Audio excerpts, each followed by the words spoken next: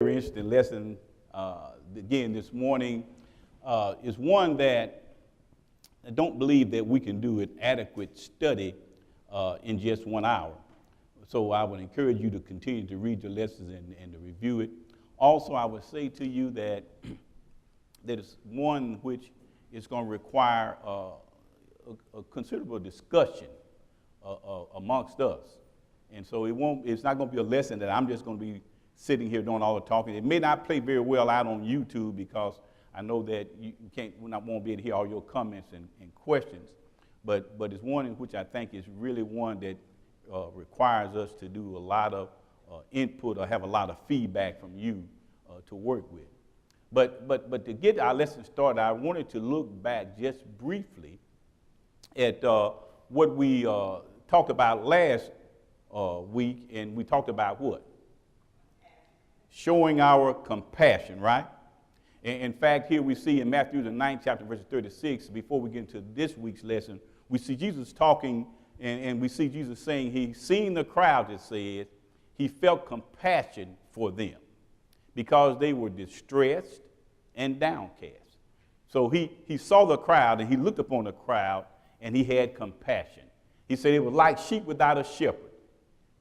Then he said to his disciples, the harvest is plentiful, the workers are few. Therefore, plead with the Lord of the harvest to send out workers into his harvest.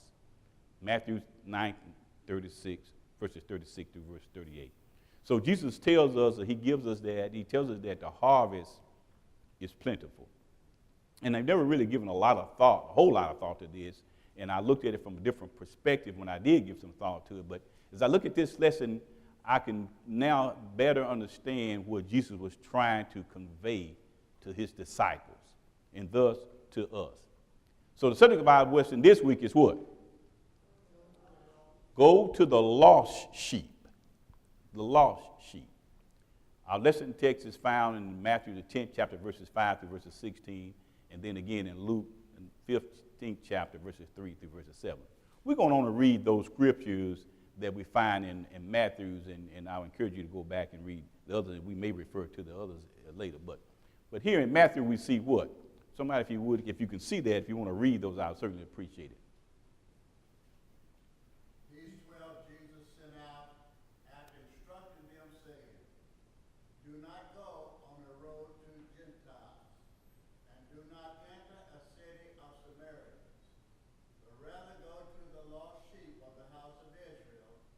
And as you go, preach, saying, the kingdom of heaven has come near. Heal the sick, raise the dead, cleanse those with leprosy, cast out demons. Freely you receive, freely give. Do not acquire gold or silver or copper for your money belts, or a bag for your journey, or even 2 tunics or sandals, or a staff, for the worker is deserving of his support. All right. And then verses 11 through 16, please. Whenever city or village you enter, inquire who is worthy in it. Stay in his house till you leave that city. As you enter the house, give it your greeting. The house is worthy. See that your blessing of peace come upon it. But if it is not worthy, take back that blessing of peace. Whoever does not receive you, by listening to your word, as you leave that house or city, shake the dust off your feet. Truly I say to you, it will be more tolerable for this land of summer and knowledge on the day of judgment than for that city. Behold, I am sending you out as sheep in the midst of wolves. Be as weary as searching and as innocent as doves. Amen. So as we look at these scriptures, and keep in mind the backdrop of Jesus is looking out on the crowd, and he has had compassion upon them, right? And so he looks to who? The disciples, the 12, right? And he's giving them a command. He says you need to go to the what? The lost sheep of Israel, right? Because he sees that they have what? Many people that are what? Downtrodden, brokenhearted, running around as if they were sheep without a shepherd. And so they need, right? So, and so as we get into this lesson, let's go ahead and get into it because I'm going to get it. So why do people then fall away from God and his church? This is what the author asks us. And this is what Jesus is looking at here. Why do people fall away? They don't feel included. Don't feel loved. Brother Wilson? The needs are not being met, right? And so and the author talks about some of those things, and we're going to throw some of this, but when you touch upon, but many people leave the church because they feel neglected and alone in their struggles. Neglected and alone. Should that concern us? Why would folks seemingly feel this way, you believe? Why do you think, Miriam?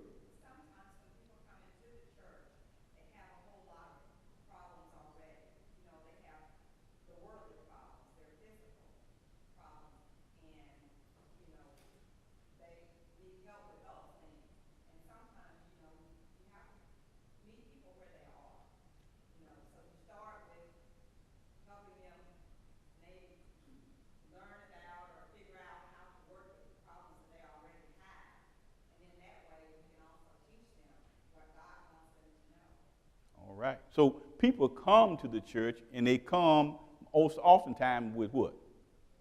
Problems. Right? That's why they were seeking, right? They had problems and they came in and we oftentimes we tell people what? We have the what? The solution. Right? I mean, even now we hear people say Jesus is the answer to the problem. And he is. Jesus is certainly the answer to their problem. But the problem is they come looking for Jesus. We say we have Jesus, and sometimes they feel as though they didn't find him. So why would they feel as though it's like that?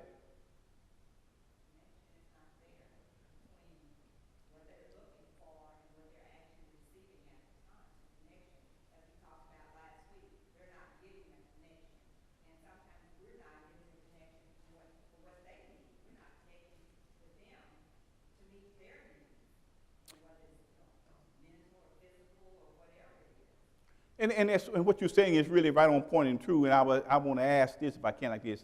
If I was looking for Jesus, where would I find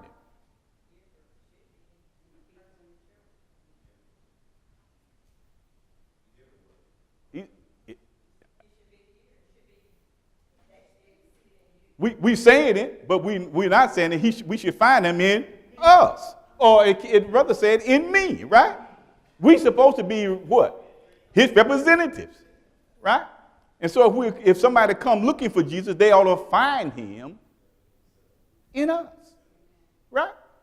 And yet we find that people struggle and they come to us, and yet it suggests that many people leave because they say they feel neglected and alone.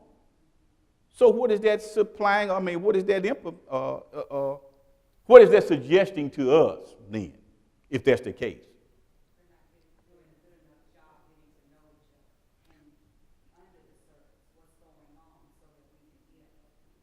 That is so true. In fact, what I was hoping you said, and you kind of say there, is we're not spending much time being like Jesus. Let me back up because I may have went a little fast there. I don't know. Again, and we talked a little bit about that. If we are like Jesus, then we will see what Jesus would see. And what Jesus looked out at the crowd, it says, and we're back to Matthew 9th chapter, verses 36 and 38, it said that he had compassion because they was distressed and was abandoned. are we looking with that same compassion upon the crowd? And we're going to get on a little bit. I'm trying to get you to think. Yes, sir. Sometimes we say to people, do you see Jesus? But folks cannot see Jesus until they've had a physical need satisfied, Yes. neglected or struggle. That's not satisfied. They're not going to see Jesus. So now, and what he's saying is so true. And then let's look at it a little bit further. Now we're talking about it, and the author has some suggestions here, and I'm putting them up here, about some reasons, because now we're not talking about people. Let's make sure we understand what we're talking about here. We're not talking about people who haven't not obeyed the gospel. We're talking about people who have obeyed the gospel but have left. So I need to make sure we understand when we say the lost sheep, who we're speaking about here. And so they obeyed. They once was a member, and now they're gone. And so we had to ask ourselves, well, what happened to them? And then sometimes the author says, we call them up, we say, we miss you. And their response is, then why did it take you 6 months to notice I was gone? Kind of come back to what Kathy was saying, us not getting to really know somebody, or like what Marion said about us not really truly being connected with one another, right? Hey, Gary, there's someone in the hallway. Make sure the visitors, make sure they know they can come in if they want to. Give us another chance. It's what we sometimes call them and say, give us another chance. And they say, another chance at what? So what is it that we are offering? What is it that we are providing to make them want to be a part of us? What are we doing to make them, as someone said earlier, feel as though they were included? What are we doing?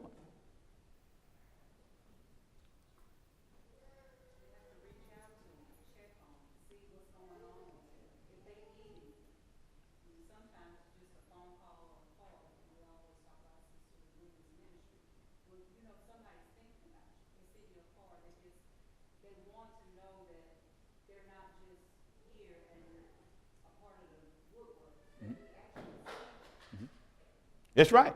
And let me say this, Miriam.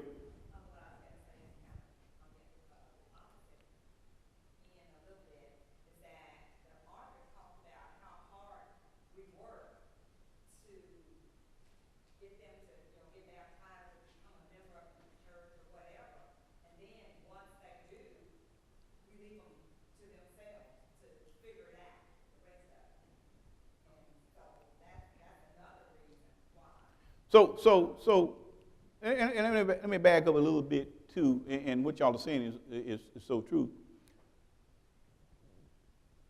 But let me back up again. Who is Jesus talking to here?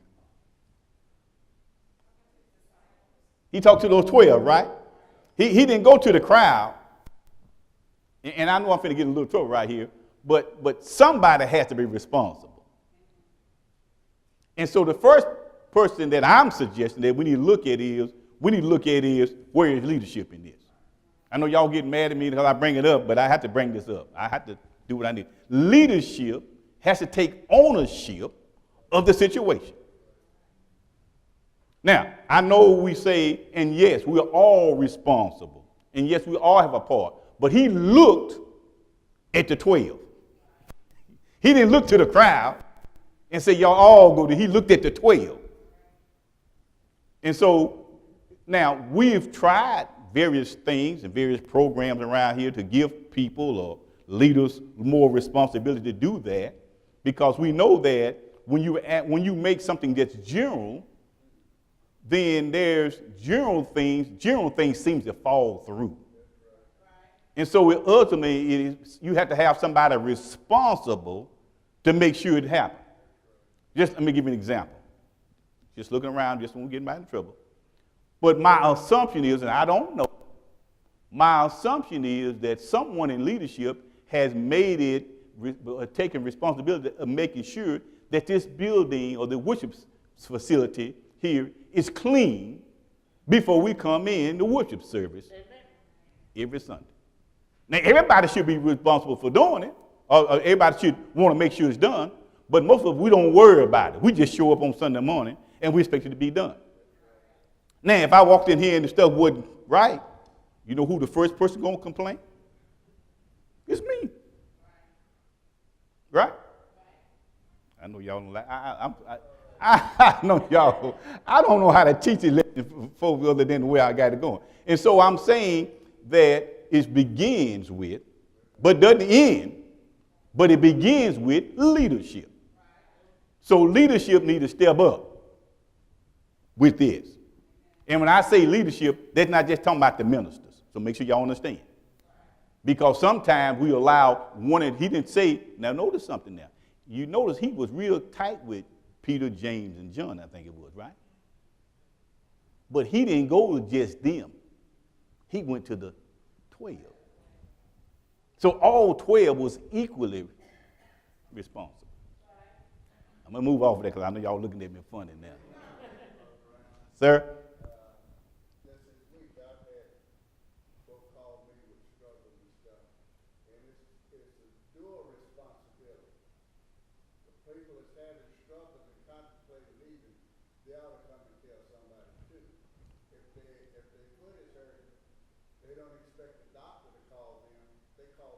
Exactly.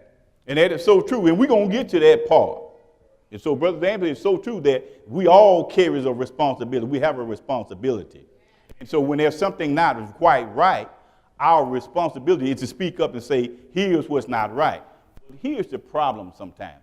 Most often, most of us feel we avoid conflict. Okay? And we don't want to have problems. So we do what's easiest.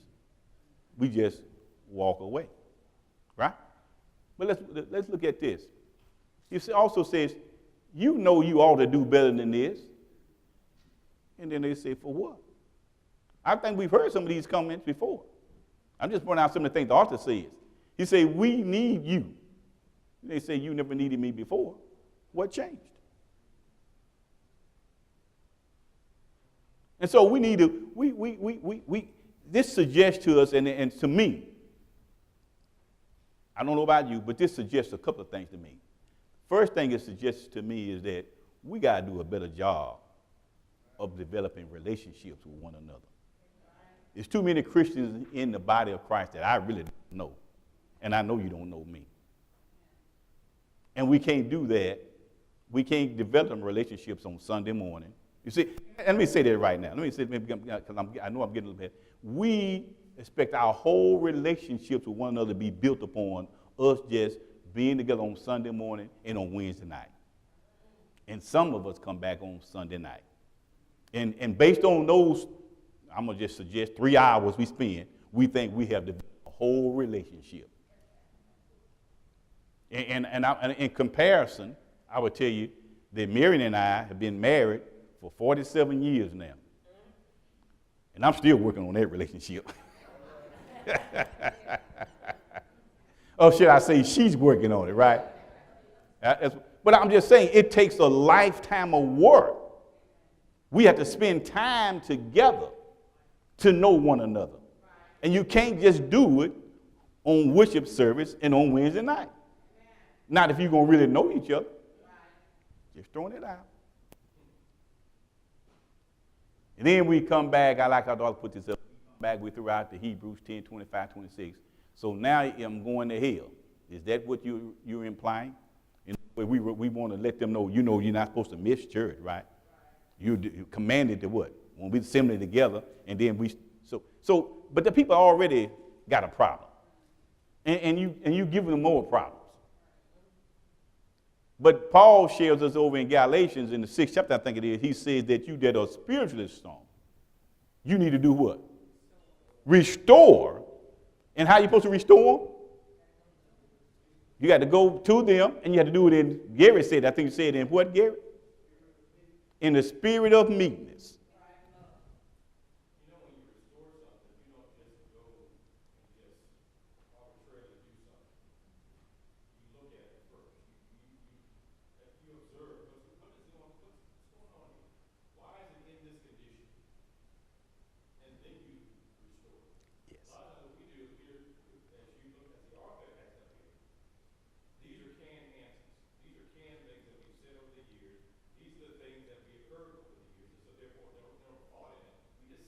just see it. You just say, you know, you ought to be here. Well, yeah, they already know that. Tell me something That's right. different. Tell me something new. Can you help me with this? Right? Is there something that you can do to help me in the particular predicament that I'm in right now? So and that takes thought and takes time. But what's easy is to identify what's already obvious to everybody. And you know, I was thinking as I was reading this lesson or studying this lesson, I have to share this with you. It brought me back to some of you brothers who probably remember this from years ago.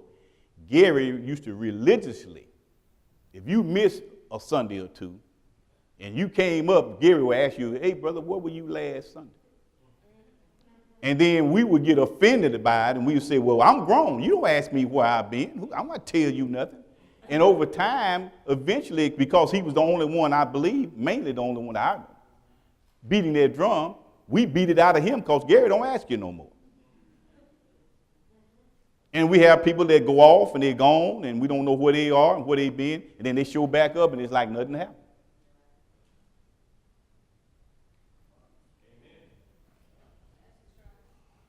And I remember, I'm just throwing it out, I don't know if I had it right or wrong, but I remember that when I first obeyed the gospel of Christ, and before you were able to come up and work in the service of the Lord, you had to get all those things worked out. You just show up, and then all of a sudden we got you up here praying and got you up here doing this. But something happened. Oh, I'm sorry.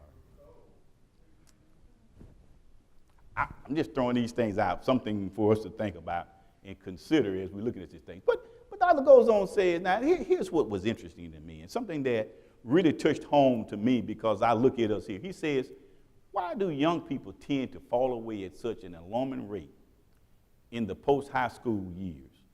Then he goes on to say, and I want to share this with you, and then we look at it. It says, young people are falling away at an alarming rate. Some researchers say that we are losing 75% of our young people between the ages of 18 to 22. We also know from researchers such as Tom Rainer that the Buster generation is the most unchurched age group in the nation. What is our responsibility to those young people who fall away, and how do we fulfill that responsibility? Now, I looked it up so I can share this with you, the Buster group. The Buster group is those, I believe I got it right, that was born from 1965, I believe, to 1976. It's what that age group is. They call them you had the baby boomers, and this is a segment of the baby boomers, and they call them the Buster generation. And it's interesting to me that I did just a little bit of stuff. I'm just throw this out there just for you to think about. I didn't do a great deal of research on it, but I just want to show you because I didn't want to get too much in this. You can go look this up. But I looked at it, and it's interesting to me that at the same time that happened, around 1965 is when this group came about, there began to be a change in the abortion rate. Now, the reason why they call them the baby boomers, I should show you this first, the Busters, brother, is because at that time, that's when the birth rate started to decline. People started having less children in the family in 1965. And then at the same time, it just so happened I shouldn't say coincidence, but just so happened, I looked at it, that the abortion rate began to climb. I thought that was interesting. And the reason I thought that was interesting is because it also said to me, it suggested to me, I don't know, that our family values started changing around that time.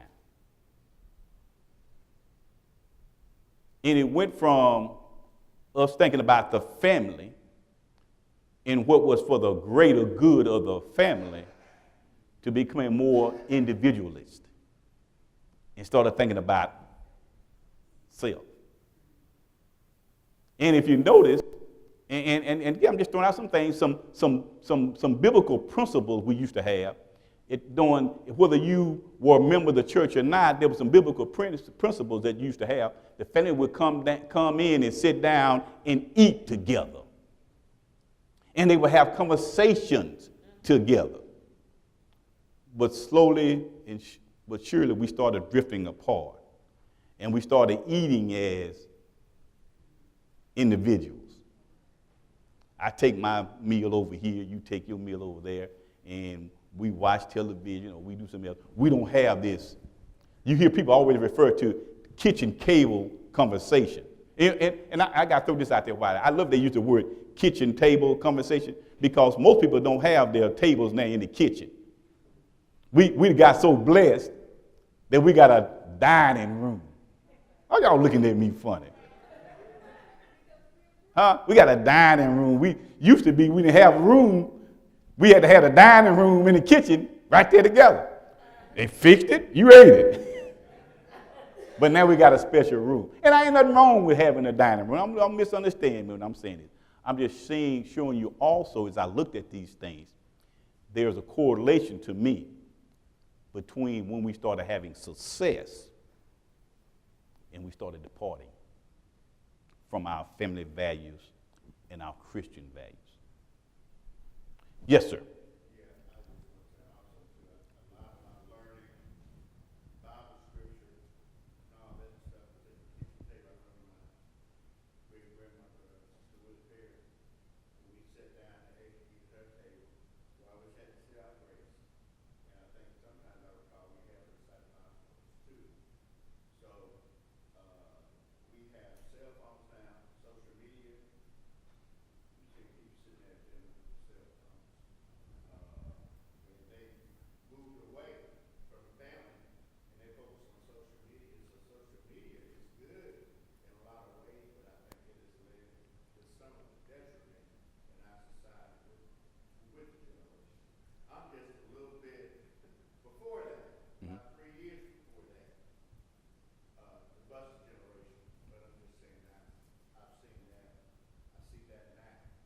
Okay.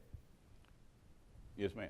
Well, being someone in the buster generation, because that's where my age range, I think a lot of that reason why they're falling off, or our age group is falling off, is because church youth.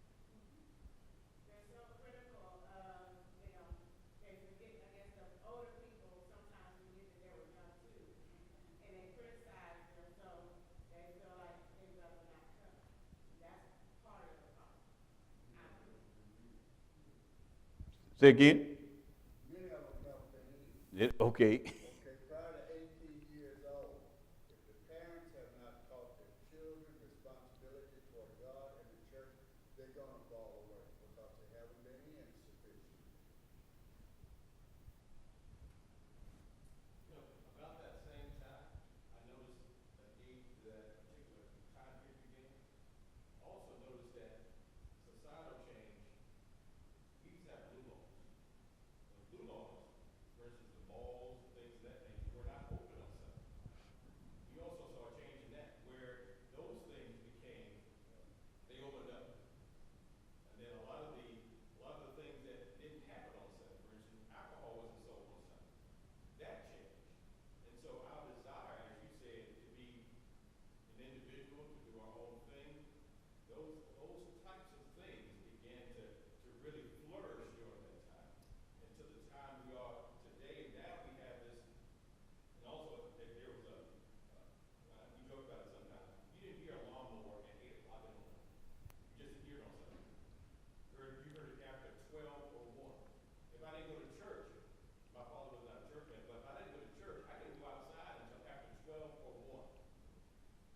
He didn't go to church, but even maybe if I didn't go, you weren't going outside until 12 or 1. And so those are things, again, they may seem insignificant, but what I'm saying is our erosion as a society, you can actually see it. And now we have a generation, now we talk about not going or intermittently going. Now we have a generation that has no idea of what, and I'll put it in quotes, what church is. How did that come about? We had to look at that. Also, I feel like the church has dropped the ball for that age group. We haven't done enough to make them feel included, like I said earlier. I know when I first came here and I was younger, you could see older people doing things. And I didn't always do things right, but I didn't have anybody coming to me trying to show me what I should have been doing. And the draw in the world is so big now that they feel more included in the world than they do in the church. You know, there ought to be something in the church that we can all do. Like, there ought to be an area that everybody can be involved in. You know, whatever your area of work is. You know, we don't utilize our young people like we ought to. There's so many things here in the church that we can have them doing, but we don't. Okay. And I know it's partly their responsibility, but I still think it's a responsibility we all need to look at. All right. Yes, ma'am.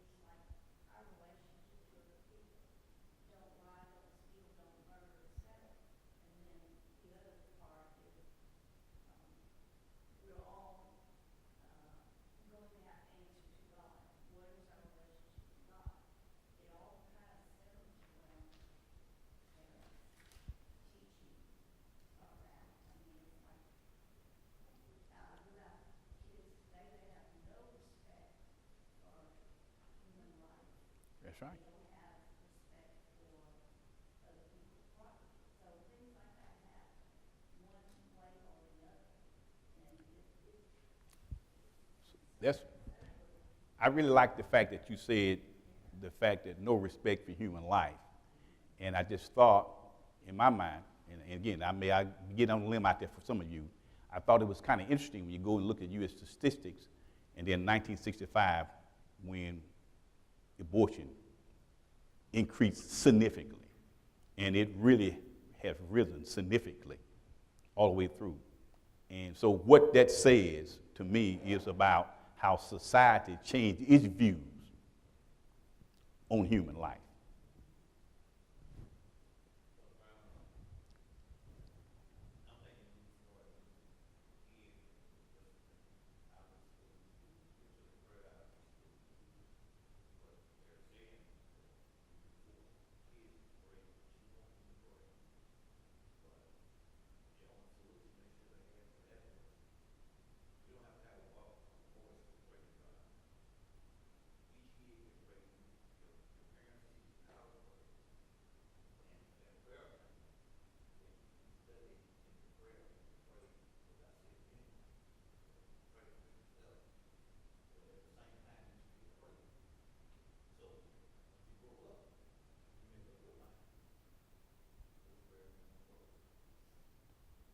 So what we've been talking about here, what he just talked about, and some of us have been talking about, is how this happened.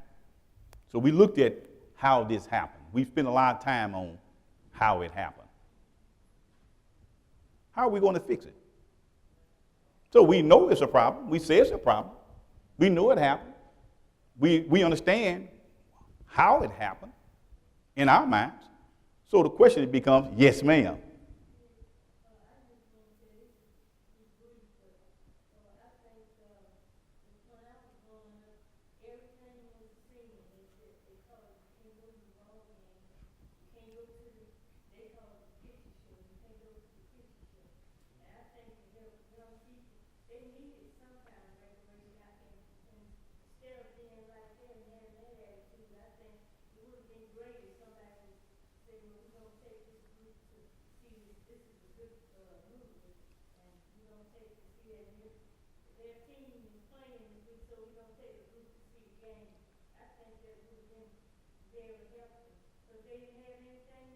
Mm-hmm. They need something spiritual to do to keep them involved in church.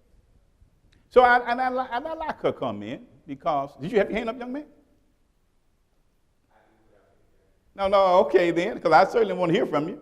But I would suggest, based on what you said, is maybe one of the things we could do is stop identifying everything as sin and teach people what sin is.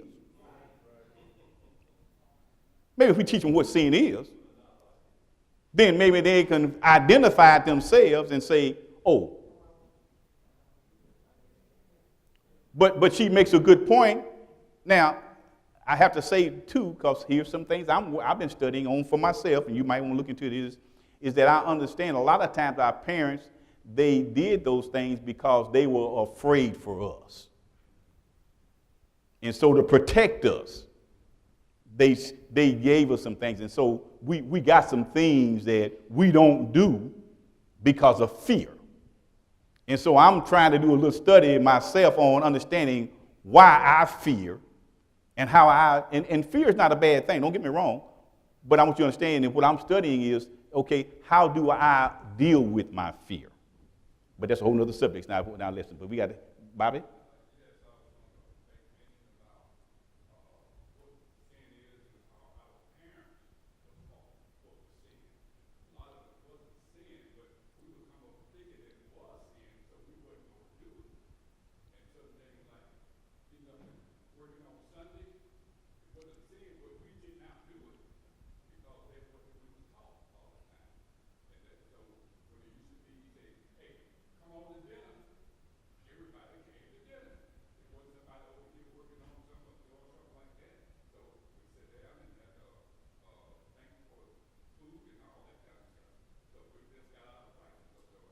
And so there were some things that our parents really told us and taught us that were some good practices, but they didn't really give us what was behind it.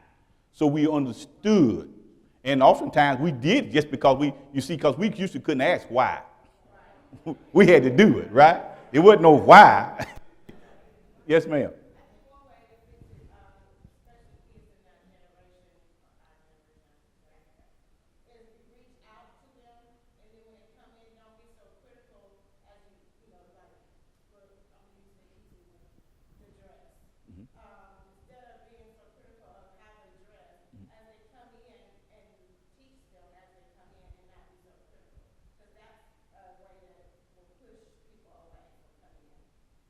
So don't be critical of their dress.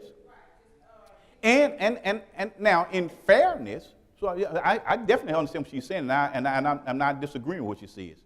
But in fairness, one of the things that we have done is that, and, I don't know if you call it by accident or whatever, is that for the most part, people come in here and dress however they want to be dressed. Because there used to be a time you come in certain ways, somebody will have something to say to you. But now I've seen people come in here all kind of ways. Now, why I do take an exception, so don't get me wrong, because I agree with this. When there's a standard placed, so it's, for an example, you can come in here dressed like you want to, but you can't come up here and worship in be directing the services in your T-shirt just because you want to. Because, see, now you have to understand, and that's y'all gonna give me a whole nother lesson, is that you have to understand that that then is representing everybody and being inclusive of us and being inclusive of how we respect our Father. So just because you don't have that type of, I got you. I have no problem. That's why the Bible says, whosoever will, let them come, right? And so you can all come, but you all can't lead. And that's a whole nother lesson, y'all. I can get into that with y'all, but I'm with you. But the important thing now, but let me ask you this, and because I'm trying to get back to this too. And I got one thing out she said is that we can do some changes with the dress. But how do we fix this problem? Because again, look around Russell Road. Where are the young people? Where are they? What happened? I'm gonna come back to you. I want to get Brother Price back here.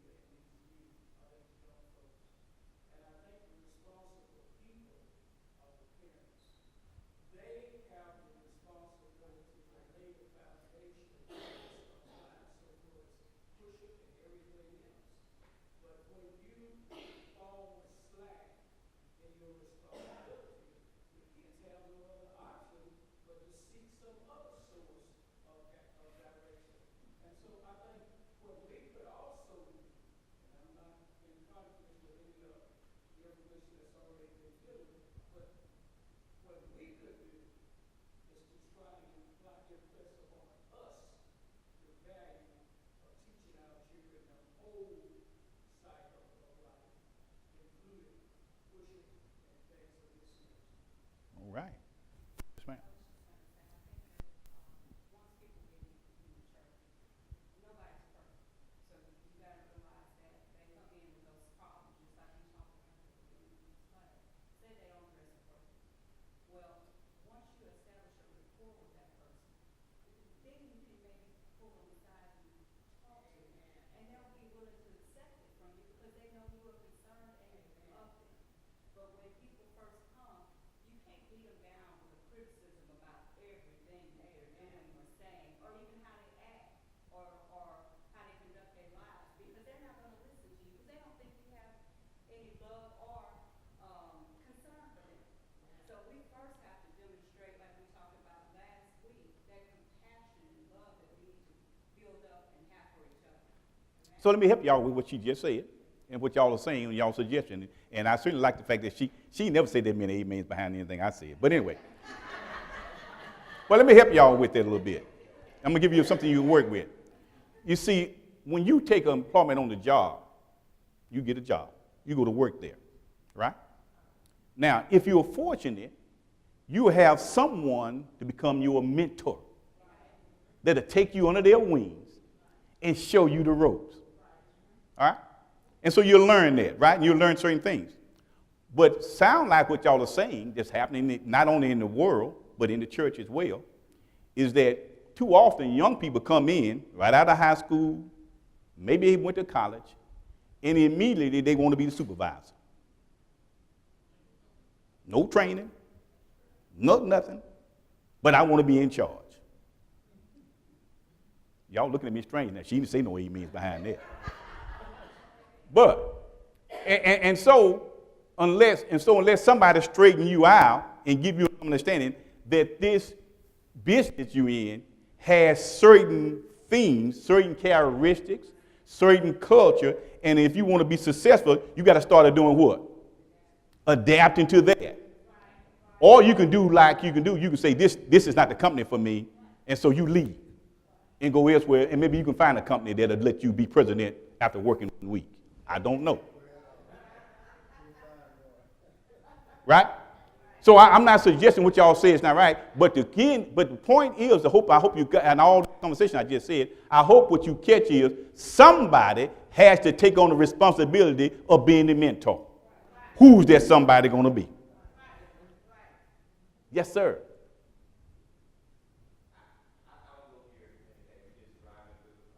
We love it. We love people to drive through and come in. All right.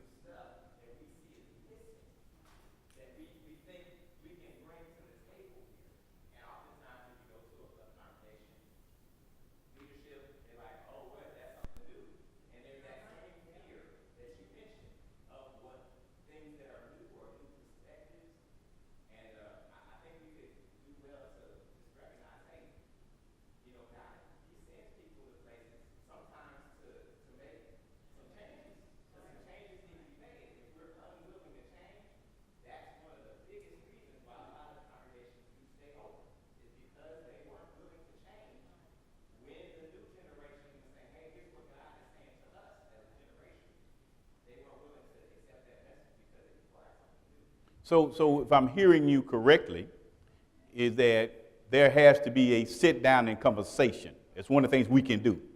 We can say, let's have a meeting. Let's discuss these things, to talk about some things, to see where we are.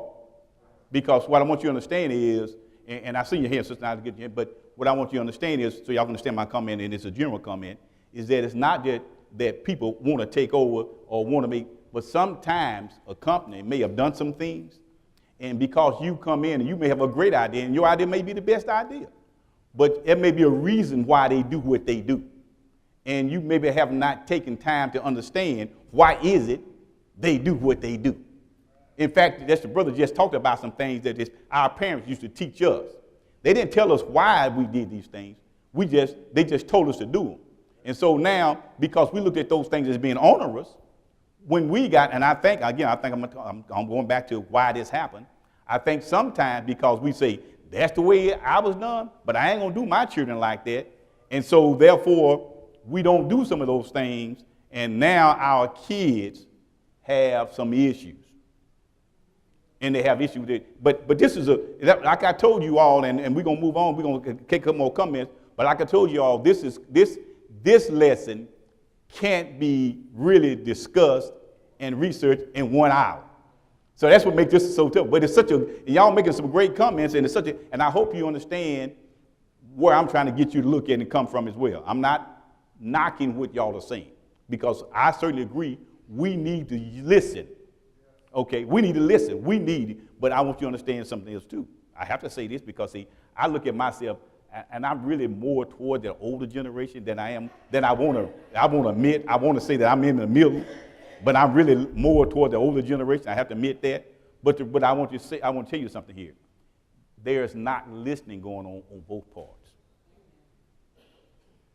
So yes, I have to admit, getting old folks to listen is difficult. No, one, they hard of hearing. They hard of hearing. Y'all got to understand that, right? But getting them to listen, right, is difficult. But getting young folks to listen is difficult too. So we got to come up with ways to bridge that, right? And the way we're going to bridge that is by us coming together more. You see, unless we spend more time with one another, we're going to have, and talking to each other, we're not going to get there. And I can't do it in 1 hour on Sunday. Yes, ma'am. It's love, right?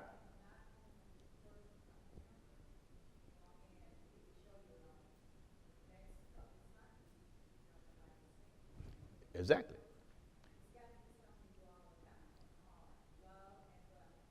So, and let me say this, and she's hitting it right on the head and bring me back to what I'm trying to get to. So one of the things I think Jesus is saying to us here as well, when he looked at this, he's saying that, yes, we need to go out and we need to, if you will, save the world.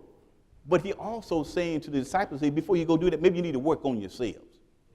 Maybe you need to get this worked out. Maybe we got issues internally we got to get worked out in order for us to help other folks. Maybe we got to help ourselves first, right? In fact, I think I have it here. Let me see. Look at what he says. Paul says this in 1 Corinthians, the 12th chapter, verses 12. He says, but just as the body is one, and yet has many parts, and all the parts, though many, form only one body, so it is with Christ. For by only one Holy Spirit will we all be baptized into one body, spiritually transformed, united together, whether Jews or Greeks, Gentiles, slaves or free, and where we all are made to drink, of one Holy Spirit, since the Holy Spirit fills each life. And so our job that we are not, I got to look at this thing, one of our important jobs as a body is to work on the body, to make sure the body is healthy. Now, I'm going to use me. Y'all know I don't mind using me. Now, when I was young like y'all, I didn't have this problem I got today. But I get up every morning, and based on what the doctor has told me, I got some medication I take every day. And then because they got my attention on the medication, and because I got concerned about me being able to do the things and continue doing the things that I used to be able to do, I started taking some vitamins. So I have a ritual that I do every day. And I tell you something else I do every day. I try to listen to my body to see how it feels. And when something ain't feeling right, I'm concerned about it.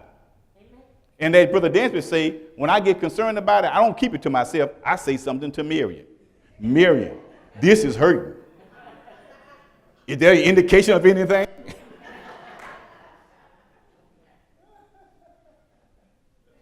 And so we need to look at us as a body.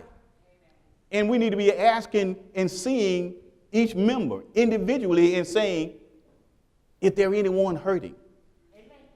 Is there someone that needs my attention? And the thing I like about my body and God, we just don't know, and the Bible tells us it's so wonderfully made.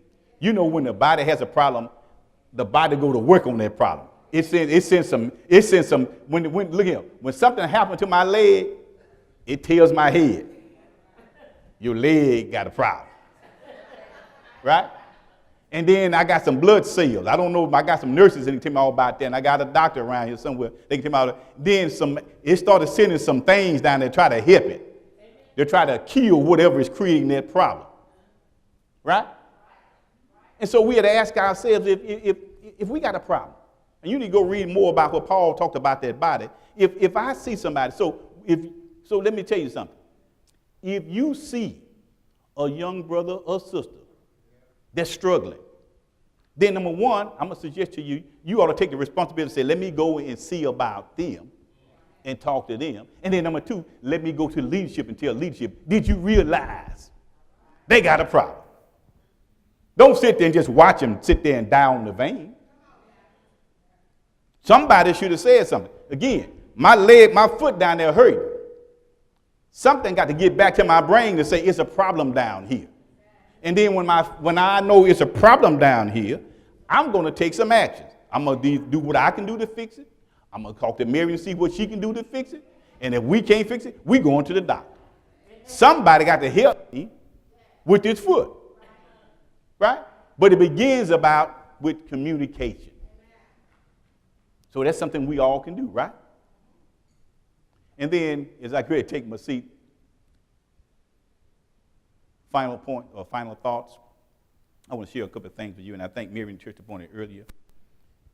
It's interesting as to how much effort and time, and Arthur Breach talks about this too, that we put into getting someone baptized. And I put it this way, how much time and effort that we spend bringing someone to the cross. But how much time and effort do we spend keeping them at the cross? And I would suggest to all of us, maybe it's some of the reasons why we don't spend much time keeping them at the cross. Maybe because we're not spending much time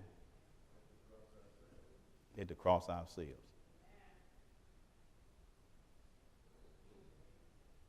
Maybe that's what we need to look at. And so, as I take my seat, what I suggest to us is that, yes, we all identify the problem. Yes, we all should say why there's a problem.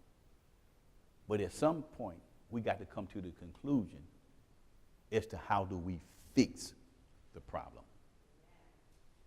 And guess what? Jesus left us here as the answer to life's problems. Brother Gordon.